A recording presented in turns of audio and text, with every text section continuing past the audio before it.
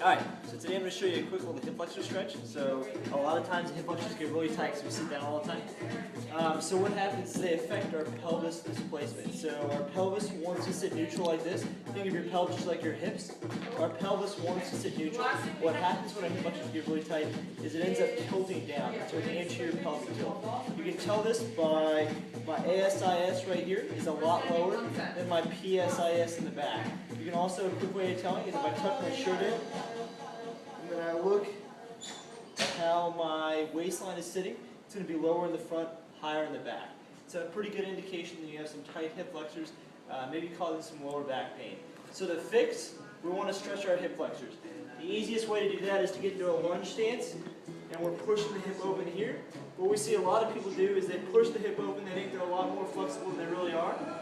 And if I can see my pelvis here is dipping down, judging by the front of my pants are dipping down, the back is still higher, so I'm still accentuating that lower back, that excessive lumbar curve here.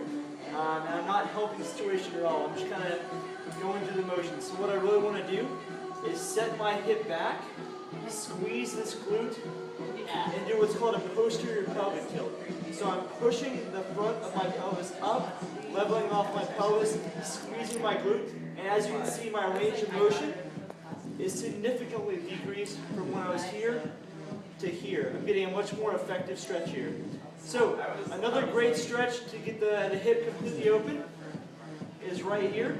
But as you can see, this is going to further accentuate this low back curve. I don't really have the flexibility in my pelvis to reach back and grab this leg and stretch out the front of that quad as well. So what I'm going to do is I'm going to back it off a little bit. I'm going to slide a bone roll underneath. So now I have a little bit of excessive knee flexion. It's going to help me get more of that quad. And again, I'm going to tilt the pelvis up in the front, posteriorly tilt that pelvis, squeeze that glute, and as you can see, I'm not going into that much of a hip extension.